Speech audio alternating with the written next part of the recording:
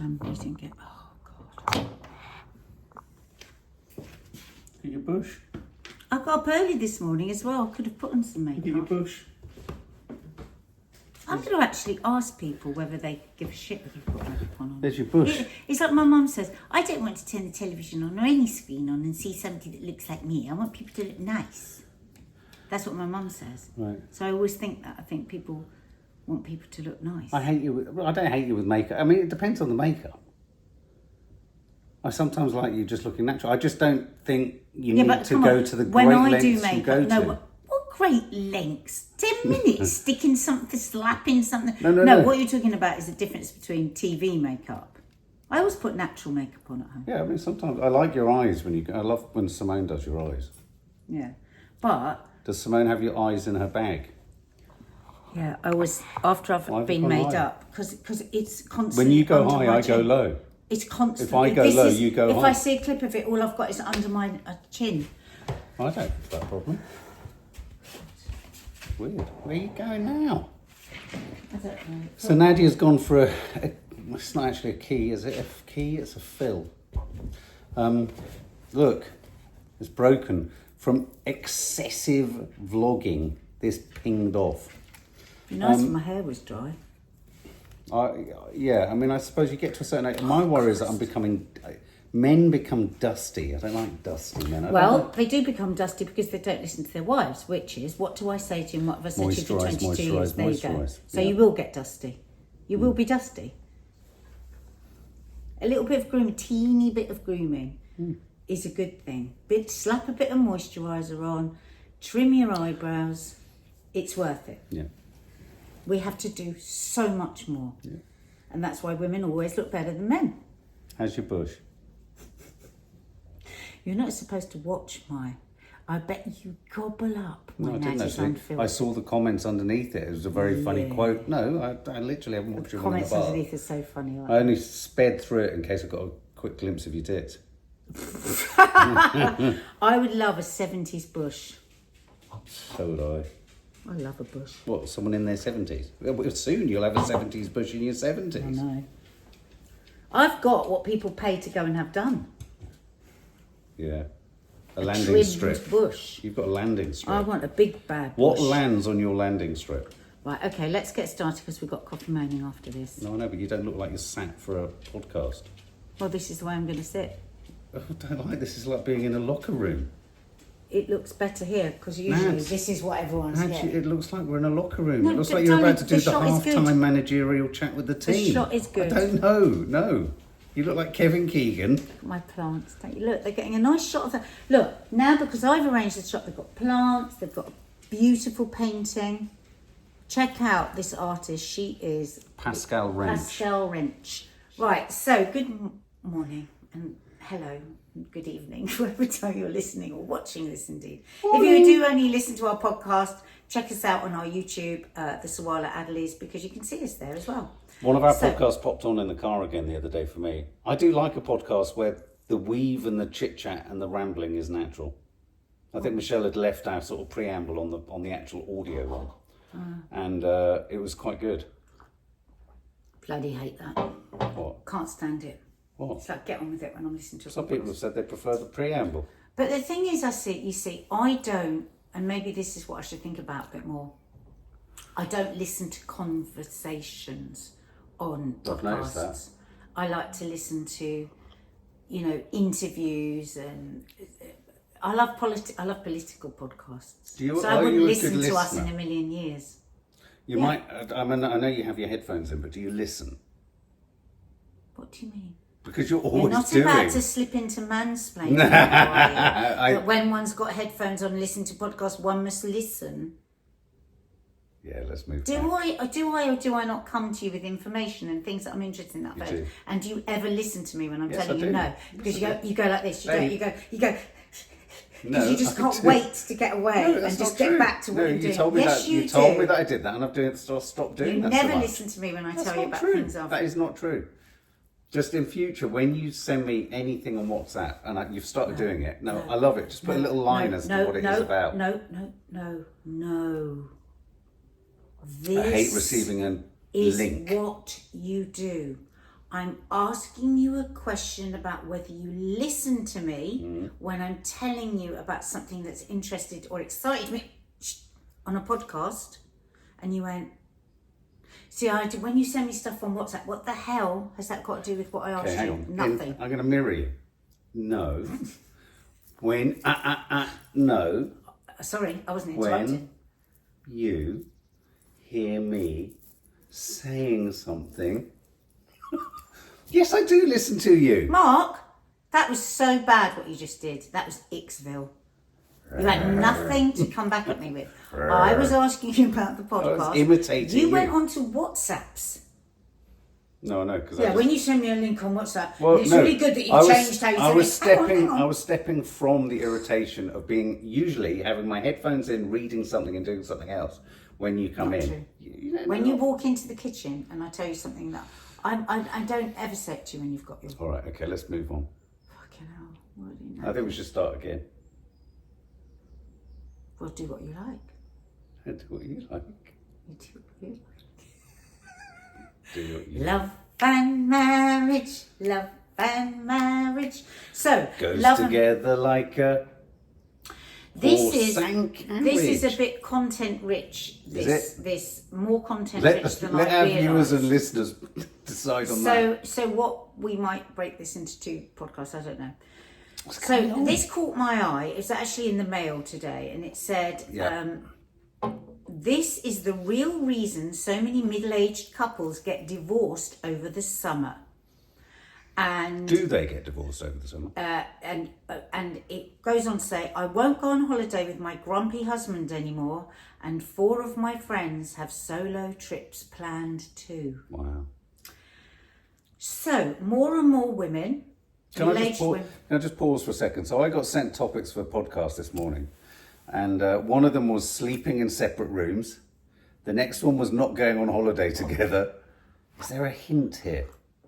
If only there was one that was entitled "How to Get Your Husband to Put the Fucking Blind Up in the Bedroom." Right, okay. That's coming. Or for him to not throw a fit if I say I'm going to call Roger Rabbit to come and do it. Who's Roger Rabbit? It's an app where you get people to do things. No, Roger Rabbit is a dildo. Oh, is it? No, that's Rabbit. Oh. Anyway, enough of rabbits. So then it goes on in this article to explain about 4 of her friends. One's booking a trip to Singapore. They must be very middle class and middle-aged with her son. Another one's going on a trip with her friends, a yoga trip. To Provence. No one's going to Bournemouth, no. Anyone going to Marbella?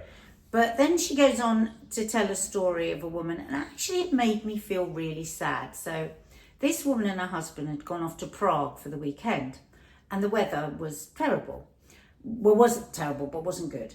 So she immediately was like, "Oh, well, we'll go to this museum, or we'll do this, or we'll go for a lovely walk, or we'll go for a coffee here, we'll do this." And every single thing she said, he was grumpy about and said no. And then she would get to the point, "Well, what do you want to do?" "Well, anything that you want to do," right? And then she gets home, and her sister's been looking after the dogs, and her sister says, "How was it?" And she immediately goes into how beautiful Prague was and everything. And all he does is say that the whole trip was ruined by the weather. Right. What Right, miserable old git. So I immediately felt so sorry for her. Yeah. Because I thought, okay, you are going on holiday with all these romantic ideas of what it's going to be like. And I think this is why so many holidays fail, whether it's a girls' holiday, whether it's a family holiday, people tend to want to put everything that isn't happening for them in their life into a holiday. And that's why all these expectations, I mean, they say it's one of the most stressful things to do is to go on holiday. And years ago when I used to do Passport to the Sun, show for the BBC where I used to do other people's jobs, and whenever I did the holiday repping, I was always struck by how angry people would get, how many rows there would be. Do you remember the EasyJet documentary where everyone was just series after series of people going mad? And I think I was working with Thomas Cook or something like that. And they were saying it's because our research shows that people put so much store into a holiday that from the first second when something's going wrong, they go into this like anxiety and this panic, and then it snowballs down, right? So I thought we could ruminate over the holiday and the grumpy husband thing, and then move in a bit, if we've got time, into grumpy husbands in general. But I know you wanted to jump in, but I just wanted to say one thing before we do, which is I love going on holiday with you. Right. We have a huge laugh on holiday. We sat for hours last night actually, because our daughter had taken so many videos of us on holidays, various trips, with us all laughing, having a great time. But I will talk about the grumpiness a bit, where you're grumpy, but it's not the same thing, because I'm not looking for everything to be made okay in the holiday. Right. Do you think people do that? Yeah, the first thing I wanted to say, the only reason I just wanted to interject there was because I thought we were going to move into specifics. But I think one of the things that, as you were just describing how, that is what happens. People do put so much store into a holiday. People, it's their one time, it's their one moment. For each individual member of the family, it's often the only trip they're going to do abroad that year. And whether you like it or not, the nature or destination for that holiday is going to skew more towards what someone in the group prefers to the others. I mean, we don't all like the same food, so why would we all like the same destination? Why would we all like the same type of holiday? And, I'm sure that when you get to where I get grumpy about holidays, my grumpiness isn't grumpiness, it's literally a troublesomeness around how will I occupy my time there, if we're just wanting to sit around the pool, or but then I can discover, like we did when we went to Marbella, that actually there's something to be had in that. So that's been a journey for me too, that I can like different types of holidays. But it made me just feel a bit sad actually, because so many families do end up in what I would describe as cannibalizing each other, savaging each other, attacking each other. And I don't want to get philosophical for a minute, but because the sort of cloud cover and the wool has been pulled from before my eyes, the system is so unbearable for the vast majority of people who are cash strapped, time strapped. Children are engaging with the most horrendous pressures of education, online pressures, everything, all that stuff, the potential for bullying, and is their holiday as good as that holiday, and all this kind of stuff. Parents are trying to make ends meet. They're also trying to kind of fucking make their relationship work within a system that gives you 6 seconds to cut your fucking toenails. So then it's interesting that, I remember watching EasyJet thinking, God, they all just need to take a chill pill. And back then it was much cheaper. Things were, there was more breathing room, not a lot. But things are so bad now. I mean, and we're kind of in a rarefied place where we are lucky that we can, go on holiday once or twice a year. But things are so tight for the vast majority of people. So I know what we're about to talk about is how families fall apart and how they turn on each other. But I understand why these become moments of huge pressure. It's not just a miserable man, which it is sometimes. And it's not just a really kind of, I don't know, woman who just wants to go and sit by the pool with her daughters. It's everyone's like, fucking hell, where do I get a bit of me time? I think also people go on, so say you're a family and you're going away, you've got all kinds of fixes that you want to make. So I want to fix that, I haven't really had a good conversation with this daughter in months, what is really going on? Well, we'll go and we'll have fun and we'll play in the pool and we'll chat and we'll fix some of that stuff. Well, I've had this all the way through our marriage where I thought, we've got to fix this a bit. Because definitely there have been times in our marriage where I think both of us would say we found holidays unbelievably stressful. I mean, really, really stressful. Not only because of children, but because of our own relationship, blended families, trying to keep everybody happy. 9 times out of 10, I think for so much of our marriage, we've come home from a holiday exhausted. We've always tried to fix things take the elderlies away, do everything. Our holidays have very, very much been about catering fixing for others, and catering. But we have been, we do like each other. So we get away with it by the skin of our teeth. But I just want to go back to the grumpy husband, the grumpy husband idea. And I do think that, if you're a man and you're listening to this, and you hear anything of yourself of the way that you are on holiday, and you want a bit of advice, if you just think, oh my God, my wife, she just like, we're just not connecting, we're not having sex, we're not having, just listen a bit more. So if she were to say, oh, well, it's okay, we can go and do this instead. Just pause for 1 second and see her as you would have seen her when you first wanted her to notice you, or you first wanted to take her on a date, or you first wanted to, and just hear her. Because what you're doing is you're only listening to yourself. Now we're going to move on to what we think that might be with men. But if you start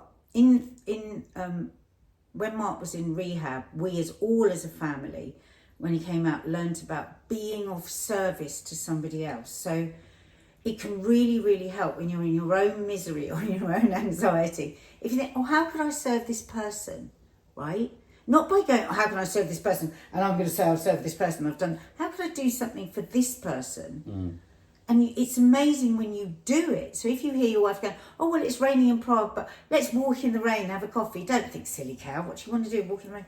Think about that and just maybe respond and just do that simple thing. You might notice huge shifts in your marriage. I mean, obviously, you're going to get to where I get grumpy. I mean, when I think of myself and holidays, I've always seen myself, and it's become less of a need, but like if I think of all of the trips we did to LA and to New York, and I'm always the driver, and when we go to places, I'm always looking for what other things there are around the beach stuff. I get huge joy, not being one of those, right, 11 o'clock, I'm not like standing there with a fucking clipboard and a coach. Quite the opposite, actually. What I try to do is think of 3 or 4 different things that everyone might get something from, and we can all agree upon it, and I'm prepared for it. What I do in that is turn it into work. For me, and that's where and I would fully admit that there will be times where the stress of that, you can see as my partner that's tipped into I'm not enjoying myself, and therefore everyone's sensing I'm getting a bit stressful because I'm wanting to make everything work. But you've gone for the last 20 years on holiday with never having a fucking glass of rosé or a cold beer. No, I know, I don't get a drink. You have no kickback. No. You have no kickback. And I still find getting onto an airplane one of the toughest moments, even though No, we're not doing aeroplanes yet. We're not doing the airport. No. We're saving that for just talking about alcohol. No, I'm talking about alcohol. Oh, alcohol. I find the thing about holidays that, people often say, oh, Christmas is, I mean, there are so many drinks everywhere, isn't it? I mean, Christmas is difficult. Punctuated. Summer is difficult. Everyone's out. And it's the other day we were walking somewhere, I thought, oh, it'd just be nice to be in a pub garden by the bleh. And it's not that I would want a drink, and it's not that I couldn't do that. I've got that much sobriety now. But I do find getting on a plane, I realise now, in retrospect, how much getting on a plane is that first drink, having a drink, setting off, and it kind of... Well, the good thing is I never have a drink on the plane. No, I know. But yeah, you're right, and I'm pleased you said that, because I can let myself off the hook. I don't have anything that actually softens things out there at all. No, and because for so many years it's been kids and blended family, even it's been difficult on all our holidays because, so you don't even have that, So, and you don't particularly like being in the water. So I love playing with the kids. What I would say is, over the years, you actually have got better because you've let go. Like you always, because you are, you love to travel and your work used to be like real, like hardcore traveling, didn't it? And filming. So you just were like programmed to we've got to do 5 million things, Where are we going to film the sunset? Breastfeeding. Where are we going to? I'm always thinking, where are we going to film the sunset? Where are we going to film the sunrise? And I've got a breastfeeding one and a this and a that, and just on a long flight, and it was just like hell. Often it was hell, and there was a great line in here where she says, I will slip into, what was it she said?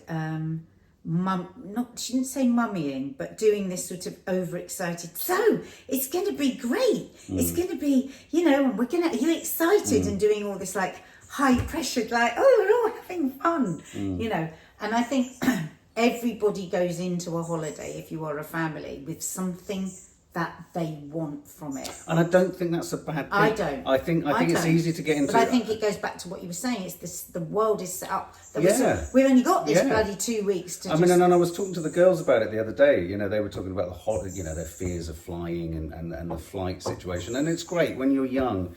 those comforts you ignore. It's why youngsters can interrail easily. I do think as you get older, and I think this is something that creeps into things for men. I noticed this a lot when I took my mum to New York, for example, with her, but even a little bit with myself. I spent most of that trip because of my mum's infirmity, kind of doing a trip around New York myself. And there were moments where, when you're so on your own, even though you've travelled, even when you're in a crew and you're filming in extreme places, you've got a crew with you. You've got people, you're going through it with people. I find I've inadvertently done a lot of travel, weirdly, where I've been in major cities and major places on my own. Well, when you filmed the Star Wars documentary. Star Wars, it was about 7 different locations across America, just with kit and internal flights. And so I like that. So I feel, nothing would faze me. When you've travelled around India and you've filmed in it, it's like nothing more. Well, okay, so this conversation is going off in a different route than we thought, but that's fine. Why would you not? Because... Why would you not what? I'm just going to say, because I just want to start this again. So with everything that you just said, okay, and everything this article says about more and more women are wanting to go on holiday because their husbands are so grumpy, and I absolutely think that's true. And so many women I know, they said their husbands are absolute fucking miseries. And I think you should go, do you know what, I'm not going to do this again. It costs a fortune. Obviously, the ideal thing in the whole world is that everybody has a bit of both, right? Because I love going on holiday with just you and me. Yeah. I love doing trips with the girls. Yeah. And I love going on trips with the girls, a girls' trip. Yeah. Because they're all so different. And I just don't have any boys, and I don't want any. They feed you in a different way. You would hate to go on a boys' trip, unless it was somebody that you really were similar on. But this is what I would say to you. Why would you never consider, even though you love it, going on a trip on your own? Because I would hate it. I wouldn't want to go on a trip on my own, but you enjoy it. Well, I would consider it. I've always said it to you over the years. I've said, why don't you do that? Why don't you always say no? No, and it's funny you should say that, because in recent weeks and months, I've been thinking, I might just go to Chicago, or I might do. But the problem is, with our activism, I've been told in no uncertain terms by a couple of people who I know who live in America that we won't get in. Yeah. Well, no, but not that. Something else. Well, because I actually get that thing, especially, like, for example, loads of content to come on the channel, Lisbon and Rome. Let's take those as 2 examples. We had such a brilliant time. And even for people like us, there are cost issues. So if one could afford to just do both in a year, one would. But when I'm not talking about cost. Imagine imagine. We're not even going on holiday. I think as I get older, I probably would, and as I get older, I would. Like, you're going away with some friends in September, and it's just like, yeah, I think, well, why not? I think that's something I would be more open to. I wouldn't say no to it. But I didn't pose the question properly. Why would you not think you're worth? Do you know what I mean? Because I'll tell you exactly why. Because there are so many. Because when anyone goes on holiday, which again speaks to why people get stressed on holiday, it's not just a luxury of being able to just, I'll just go. You have to choose it. It costs. It's time.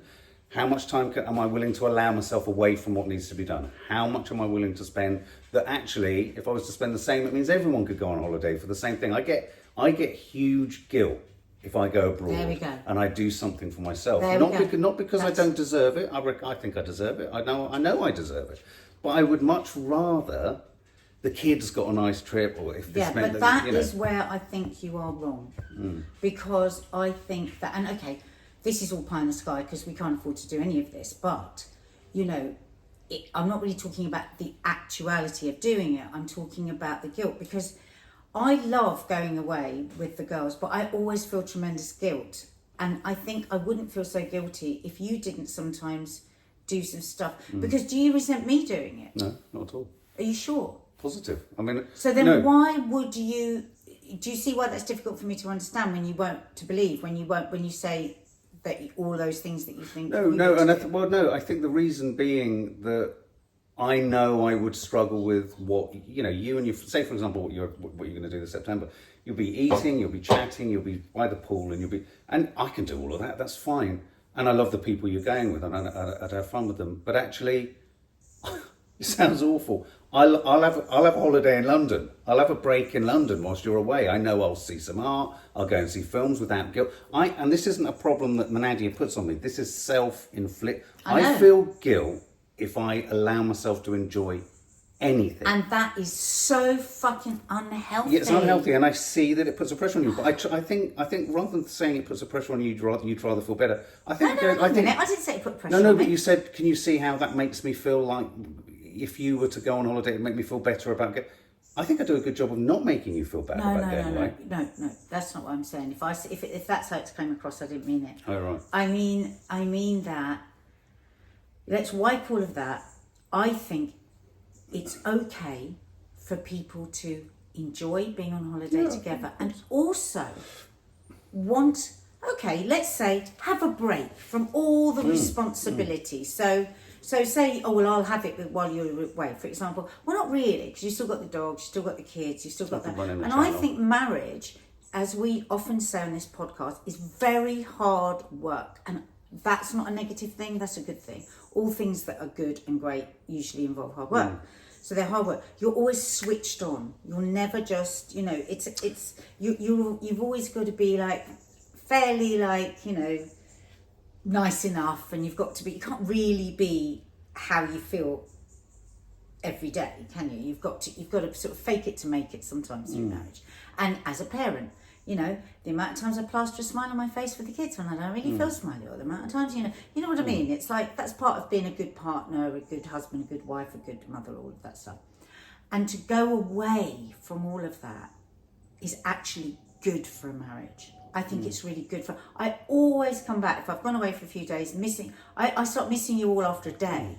You know what I mean? And you get that perspective, you get that little distance from everybody, and you come back enthused. I agree. It makes me feel a bit sad that I know I can't, and I know. So I suppose what am I trying to say? I know for a fact that I could do all of that. I know that you wouldn't have an issue with any of it. You wouldn't have Alexa.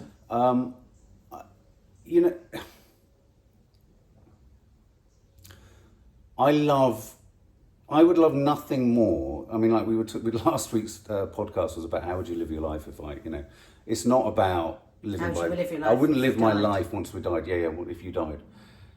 I think if you did die, I think I would. My priority would be. I don't know why I'm getting emotional. I don't want to get emotional. My priority would be to literally let go of as much of all the stuff that kind of keeps one fettered. Make sure the girls were as comfortable as possible, because that is always the priority. And it's the priority with all my girls, but but I would want to make my girls as comfortable and as safe as possible. And you can only do that so much. We like to think we can just solve everything, but you can't. I would probably then just chuck 2 cameras around I'd like to chuck 2 cameras around my neck, a digital and a film, and I've got my camera. These bits of kit are great for filming, and I would just head off and I would and when I say make stuff, I don't necessarily, I mean, I would chronicle stuff. I think I have a good eye. I'd like to see things differently. Now, I don't think I could go and just sit and just be, but I would not. But that's a holiday. For me, so the definition of a holiday, everybody's definition of a holiday is something different. For you, and you don't have to wait till I die. This is what I'm saying. No, I know. I have in the past, haven't I, for birthdays and things, I've bought you. I've said, okay, cottage in Cornwall, so you can do this. You've never ever taken me up on it. And I've always felt that that's what you wanted. I just allow myself to be creative, to do. So maybe your pressure is, I've got to go on holiday and I've got to be with myself and I've got to do this. Well, what about if you go on holiday and you just be Mark and exactly the way you want to be? I mean, I think it's a little bit equivalent to how sometimes I feel the pressure of being mindful when one does mindfulness. I get into a feedback loop of stress. It's like, fucking hell, this isn't like, the lovely question Rachel would ask at the end of yoga when we were on the yoga retreat. I mean, the yoga retreat is a great example of us. Check it out, actually, guys, on the channel. Totally out of my comfort zone. Totally not my thing at all. And we had not only a hoot, but I ended up sobbing uncontrollably in a yoga room with a bunch of people I would have forever disallowed myself to connect with. Connected with every single one of those beautiful people who I've since been the classic love avoidant, who's kind of like never, apart from Tori and Rachel. But I've just been like, I can't be really yoga-y enough for them. Yeah, because everything has to be perfect. And I think that takes us back to where we started with holidays, that too often people want it to be perfect. Oh, the weather's gone now, that's it, we're all fucked. Well, I get like that. It's like sometimes when we've done I mean, like for another good example was when so I'm imagining you feel I'm grumpy around the travelling. You are not gonna jump in on No, but hang on. airport. Another trip that we did that I thought was telling in this whole topic was an all-inclusive that we did in Mallorca. We all had an absolute fucking hoot. I mean, it was great. And, What about our disastrous holiday last year? And no car. I mean, wait for What Montenegro. about our disastrous holiday Yeah, but we last had what? Everything Fires, was wrong with that. bears, But and our demons. daughter sat down with me yesterday, and I realised she'd been dying to do this for ages because she keeps wanting to talk about the holiday. So sweet. And yesterday, you know, and that's another thing. What is a holiday? A holiday is just taking a break and allowing. So yesterday, in this unusual situation where it was just my eldest and me, Mark had... I passed out. He'd actually passed out. I was fucking falling apart. And she just sat and we were watching videos together, you know. And then I thought, oh wow, we've been watching videos for an hour now. What should I be doing? I went, no, just stay. Yeah, it was nice. I heard that. It was nice. Just sit and stay. Yeah. So we're looking through all kinds of different videos, and then we got to her showing me all the videos that we've never known she's taken of us on holiday. I had no idea. Oh my God, I was laughing, got me being pissed, you being so stupid. And I thought, wow, you know, it was just so lovely. And it's kind of good, actually, that I saw that last night before I saw this article today, because you can go to everything that's wrong with a holiday. But I think, as a family, we meet quite well when holidays go wrong with how we can divert it. I think we're incredibly... I think we have to give ourselves credit where credit's due. I think as a unit, and it's very hard as you get older, everyone's trying... Calendars are different, and, you know, making that happen is quite rare, which is, if there's anything... My perfection is all four of us being together and us being away together. And but you see, you have to say perfection. One of the ways I love to go away is... Yeah, exactly. It's like another way Well, is... hang on, but I was about to say something that's so fucking gloopy and Gwyneth Paltrow, which is like, you know, God. you don't need to go anywhere. It's a state of mind, a holiday. You can have a holiday... And I mean that, though, because sometimes when we've all sat on the veranda during lockdown... A holiday is a moment where you just... Yeah, the last one. A couple of Sundays ago, we just sat for hours. You sitting with Maddie for 2 hours last night. Most of our Sundays in the last 3 or 4 weeks, guys, thanks for supporting us in this. So many people have been really kind of complimentary and saying, wow, have been like holidays. They you really know, you get have. what you get from the best holidays. We keep on, for years and years and years, if you're new to this channel, we've been talking about how we needed to, well, me, to be fair, said we need to go back to the old days where Sundays, you took Sundays off. The whole world needs to take Sundays off. And we've been doing it now for 4 or 5 weeks, and I love it so much. It's changed my life. And I have to confess as well, I think it's taken me longer. And I there was something you were mentioning earlier in the article that I really thought, have been thinking about since. And I don't know if you're wanting to go there now or whether you wanted to hold it back. But the idea of support networks for men. And actually, I think there's an assumption that women very much... because this is gross generalisations, and my mother was not a homekeeper, for God's sake. So, you know, but, you know, by and large, mums will deal with the emotional stuff, the domesticities and work and everything, and in some families, the finance, everything. And men like to think they're the ones kind of, you know, steering the ship and all this bollocks, but they're just a complete fucking adult toddler. And so there's an idea that when you go abroad, it would be the mums that would want to bring that domestic setup out abroad, and they want to maintain that. But actually, I thought what was interesting about what you said in this article was that men lose the familiarity and the constancy of their really quite rigid, unimaginative lives. Yeah, I mean, the article went on to talk about that might be why so many men become grumpy as they get older. Apart from anything, men's gradual drop in testosterone, and we all know as women, if any of you've been in your menopause, how important that testosterone is to mood and everything. But men's is more of a gradual loss, and with that comes a feeling of blur, a feeling of loss of joy. Right. Then they can become anxious and irritable, and because testosterone buffers that stress in men, which I think is so interesting. Wow. That's why I think more and more men should get tested for testosterone. But you can't do anything about it. Yeah, you can. What do they do? They give you testosterone. Oh, I thought it wasn't allowed. You could use my testosterone. No, I use men's testosterone. It's not allowed for women. Men can get it all day long. Okay. So then, and also this psychotherapist talks about how Anxiety is often seen in a culture as a less acceptable emotion in men. This surfaces instead as grumpiness and irritability. And because men don't tend to have the same support network as women, where they can be open about painful feelings of loss and aging, this grief tends to surface as anger. Boom, mic drop. That is a huge part, I think, of why you get this grumpy old man thing. And grumpy old women. A lot of women that haven't had HRT, you know, as well, it can and just the misery of life, isn't it? But so it can be just your personality, it can be what's happening, but also it can be a hormonal dip. And what I'm more interested really about with that than the testosterone is this layering that women have through their lives of conversations with other women about everything. So, which men don't have. We were talking the other day, weren't we, with our daughters about, because when my girls go out, there's always one of our girls went out the other day and she had 2 friends here the next day and they had 12 hours of debriefing every single second of the night before they go through it in the finite detail. So we asked Mark, didn't we? Me and the girls came and said to you, so what's the debriefing like with boys when after a big night out and it's been a load of you that all know each other? Well, it was like, well, there isn't one. We just get on with it. If you fancied someone, you keep it to yourself. If you didn't fancy someone, you keep it to... Everything is keep it to yourself. And why? Oh, well, you'd be a pussy if you said this. You'd be a pussy if you said that. And it's like, where do all those feelings and questions about yourself go over 10, 20, 30, 40, 50 years? They crowd back in. You keep everything tight and secure and in yourself so that nobody can laugh at you, nobody can call you a pussy, nobody can do this, nobody can do that. And what do you get? Fucked up grumpy old men. I would also say that something I don't think gets talked about a lot, I think for older men, and this is something I know has crept in for me, I think men would not admit that certain types of men, I mean obviously you get men who just have their great big bellies out, but who knows what's going on in their heads and their hearts.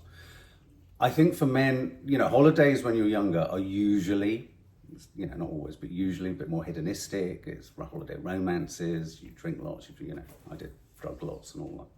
And so when you go on holiday, one can't help, because it's quite an infrequent thing compared to every day. You go once or twice a year.